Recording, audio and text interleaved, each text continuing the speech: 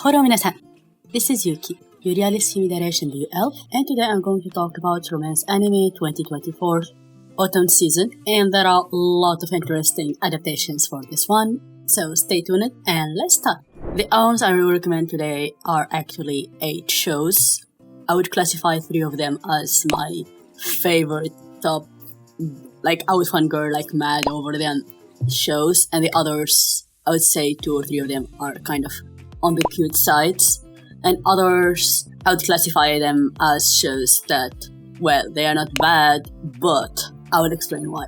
So this is the categorization I'm gonna use for this video, so stay in touch with me. The first one I'm going to speak about is a really famous Josei manga, actually, that was released I think 4 or 5 years ago. It's been like a while since there, and I was reading it when I suddenly heard the announcement about it becoming an anime, so I stopped it and I was like, yeah, it's gonna become an anime, maybe I should just wait, maybe 3-4 years until it get the animation. So that's what I did. And the name is called Reijou Tanin or Yakuza Fiancé. That's the name. This is not definitely for kids, this is for mature audience, and in particular, it's a josei that I wouldn't recommend for anyone younger than 16, and it's catering to a very specific audience or taste in a relationship.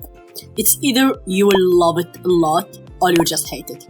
Like, for this particular type of shows, there is no nah or a little bit or something like that. No. Either you will be going crazy fangirling over every single moment, or you will not watch it. This is how I would describe it best. And as you might have guessed from the story, from the name of the show, it is happening in a Yakuza family setting, where the pretty granddaughter of the clan head got married off by her grandfather in another clan member, who lives in Tokyo. And she had to move from Osaka to Tokyo to try to get to know him and live in his family house. And also, be the same high school as him in Tokyo. And she was, of course, hoping he's not formally a Yakuza member, like maybe some handyman or something. So she was, of course, hoping for him to be a normal guy, he's not involved in Yakuza, and he's just there because of circumstance. But he turned out worse than whatever she was expecting. And if I have ever to compare this relationship dynamic, I would say it's slightly similar to Ojo to Banken, if you know who I'm speaking about. But it's not as bad as that with the age gap, because there is not technically an age gap. It's just the relationship is very, I would say, specific, yeah. Yeah, so just let me know if you tried it, if you plan to try it. If you are still in between, I would recommend watching the opening and watching the ending, because they are both masterpieces. So, basically, something I would like to add about Yakuza Fiancé is that there was a lot of criticism related to how, how the characters, they don't look their age, like they are 16s, 17s, but they probably look like in their 20s, which I think is not really a valid criticism, because, it's creating mangas and creating characters and drawing them in your own style means a lot of creativity. And we know that in real life there are people who definitely, if they dress up a bit more, if they put on the right makeup, they might look much older than what they actually are. So I don't really take that to heart. I don't get angry over it. I just think that people would like to point out fault to whatever things they want to criticize, and that's it. And the other one is that the fact that this manga or this anime is about toxic relationships. So it's not your classical green flags, fluffy moments. No, this is not it. So if you are a person who would rather read something healthy and something constructive, just don't go for Yakuza Fiancé. This is not your cup of tea. And now moving on to my next best Shoujo anime this season, which is called I Went to an Old Guy's Mixer. And yeah, the name makes it sound as much as a regular BL, but it's not a BL. It's just about a really handsome girl who loves cross-dressing and her 2 best friends who also love cross-dressing. And she invites basically the guy she's interested in, or her friend, to a mixer, and she asks him to bring 2 other guys. And she ends up, kind of getting more reasons to meet him for some way, and the same for 2 other guys. Like, they somehow form a kind of connection with her 2 best friends, and they start all hanging out occasionally or on their own. So as you all know, I'm a diehard fan of gender bender. Of course, I would be watching this one, and I'm going to fully enjoy it this season. Just in case you are watching it too, just let me know which one is your best girl, because mine is Suo-san, but the other 2 are also super cute. and super, I'd say, amazing on their own way. Next anime I'd like to speak to you about today is called something Blue Box. And Blue Box, it's a sports anime, if I say so, but it also has romance in it. And the good thing about it is that the romance and the sports part are very well balanced. She's kind of quite very individual. Usually you find it is like sports are just like set up, or you find out it's just a romance anime. But here it's very well balanced and I really love that. So there is badminton, which I have never ever watched before, badminton anime, which is a chance for me to learn further about badminton. And basketball, well, we have many shows about basketball already. And it's a classical story told from the perspective of the guy. Again, it's not unusual, but there are very few shows, romance shows told from the perspective of the main guy. And he's in love with this really classical beauty, I would call, who has long brown hair, very beautiful features without any makeup, very sociable, extroverted, hardworking, have a clear goal in her life, and doesn't think of a romance as a central part of her life. Like, of course, she's somehow have a crush on our male lead, but she's not like dying over it. This is the good part, I would say. I mean, it's a bit too predictable at this stage. I'm not sure really where the story is going to get any more interesting. I know the Japanese fandom is very hyped over it. Also, the animation is extremely beautiful. It's one of the best animations you might see in this season in particular. It's very aesthetic, very nimble movements. I mean, even if you have zero interest in the story, you would still want to appreciate the animation there. Absolutely. Totally the exact opposite of what you would see in Murai and Love. So, I hope you enjoy it. It's quite relaxing. I wouldn't say it's anything complicated. And it's always cute to watch a guy, I would say. There is a new anime called Nina the Starry Bride. And I think I have saw the name several times in manga recommendations. It looks so beautiful. And I've marked it probably a couple of times on my list. But I have never ever had the chance to read it because life happens. And also because I saw the anime coming, so I was like, you know what, I'm just gonna wait. I'm not gonna put as much effort in it. But turned out much better than I expected. So it has this Middle Eastern setting where apparently in this story, people in the Middle East, they don't have, it's not very common to have blue eyes. So people who have blue eyes are extremely rare and they are often in danger, I would say. Because they would be kidnapped, they would be either in royalties or, use it for magic. So this is how it happens. I cannot say that story is baseless because there are definitely things like that happening really in the Middle East in some cases, in very rural communities. Well, I wouldn't like to generalize, but some really horrendous incidents occurred at some point. But anyway. So our young heroine, although she's living in the slums, she has those pretty eyes. And because of them, she got kidnapped by a high official who want her to be a replacement for a dead princess. And that's the second. So Nina has to give up her identity, her name, everything, and become this refined, cute princess who doesn't get into trouble no matter what. But as you might have known, somebody who's feisty, tomboyish, short-haired, and very much, I would say she's a very fair person compared to the complicated antiques of the castles and royalties. So she will have a hard time adjusting there, but I think she will find her way. I think she's finding her way.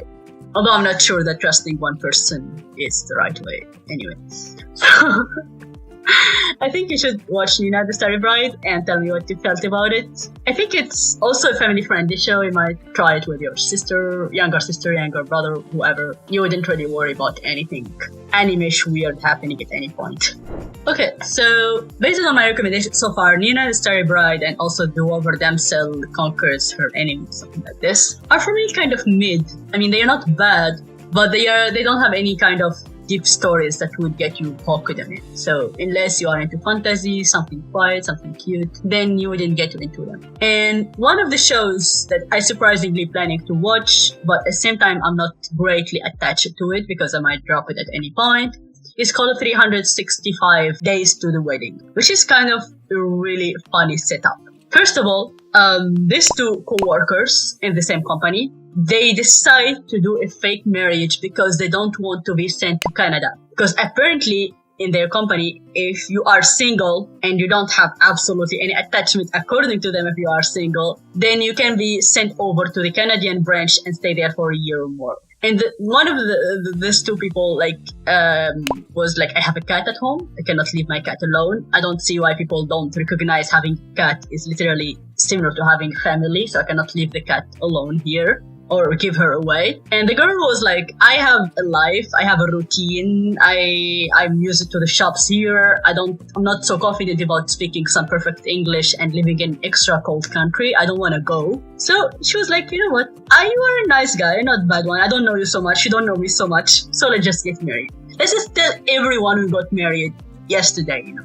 But the funny part, the manager, I think, doesn't believe them totally. She's trying to dig up some dirt on them. But the reason why I don't consider this show good at all in many ways is because the main protagonist, the guy, is such passive. Like, he's totally passive. His beta character, he's boring. He's really boring. He's not even taking action seriously. Like, the girl is running around. She's making schedules. She's making a story. She's taking photos. She's such a hell of problem solver. Like, I really love the main girl. Like, she's so great at what she's doing. And he's just sitting in his home and laying down, and he's like, oh, maybe I should accept this offer. In the end, like, he said yes. She's already done all the paperwork for him. She's already went over all the storytelling and everything. But she's like, oh, sounds nice, not bad, maybe I can go ahead with it. I mean, I'm like, man, this is the wedding. Whether fake or no, you have to do your part of it.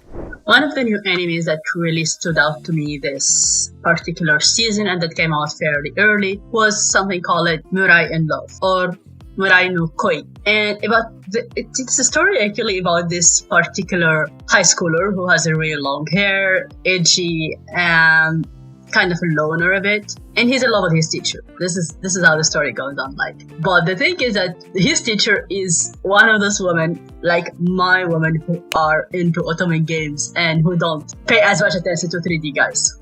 So in order to reject him and at the same time not expose herself, she was like, you know what, you are totally not my type. First of all, because you have long hair, and second, because it's black. And that's it. That's the most reasonable thing. Because she didn't make him give up. Like, there was no valid reasons beside the age gap or whatever. And so, he comes in the next day, like, short hair, blonde, totally opposite what he was looking like. The problem here is that his face features are exactly like her favorite, like, maybe biggest obsession in the otome world. It's the same person. Literally, it's the same person with slightly different clothes. And she was losing it. She was like, I cannot even look at him in the face. I cannot imagine this person as just my student now, because he literally looks like Hitotose-kun.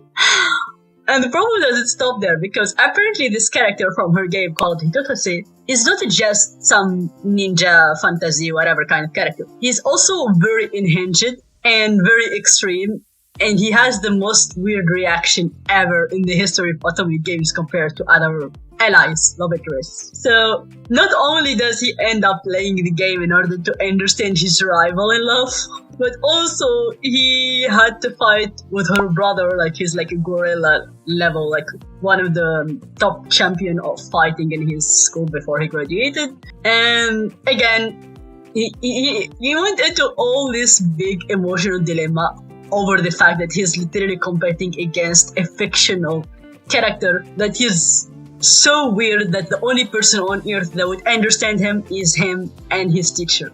Nobody else. Even the fandom is kind of like, yeah, he has the looks, but the choices I had to make this character fall in love with me are just unreasonable. So, yeah, one minor thing you might notice, I would consider it minor, but it might be a big deal for you, is that the animation is so crappy. The animation is really crappy with this anime. It's just wherever photos stuck together. There is absolutely no effort, no major effort done by the animators to make this work out. Except that, in my opinion, I feel like this has been done on purpose. It was not just accidental. Like, I feel like they did it because it's a comedy anime, and the fact that this choppy drawings jumping in and out just makes it reasonable. I don't know how to say it. Like, I feel like I didn't really mind as much the choppy animation because the story was very funny and the reaction are so extreme. If it was like a well-built shoujo manga or anime, then I would definitely have hated that kind of animation. But for this one, I felt like, considering the setting, I could tolerate such a bad animation. That's what I would like to say. So I think until somebody pointed out, I never really noticed the similarities, but now I can see them as clear as the daylight. How the show of the duo over Damsel conquers the Dragon Emperor dynamics, like romance dynamics, is so similar to the Apothecary Diaries. There are even sometimes some moments taken from each of the shows that are extremely similar, like how the two female leads are so annoyed with the male leads, how they feel goosebumps, how they cannot handle male leads sort of being, I would say, potato under their legs. I don't know, there is an expression like that in my native language, but it's very similar. Like this super scary higher up suddenly becoming such a chihuahua. I love that. I think that's really funny. But at the same time, the story is a bit, like, the beginning is a bit cheesy, but it's acceptable. I would say if you are into fantasy, you would be like, doesn't matter. So our heroine, she got killed by the person who she trusted the most in her past life, which is her fiancé, and her fiancé turned out to have a serious cis-con relationship with his sister. And apparently when he felt like his fiancé discovered it, he just went ahead and killed her. Although she was the strongest knight in his army, the person who sacrificed everything in her life for him, and whatever. Like, it was one of the biggest betrayals in the centuries for her. And so when she realized she got reincarnated, and again at the moment where she accepted the proposal of her ex-fiancé, she was like, you know what, I'm not doing that over again. I'll propose to whoever will not get me involved with that guy. Absolutely not. And whom she picks? She picks literally the military general from the enemy camp whom she used to fight in the battlefield just a couple of seconds ago, like before she died. So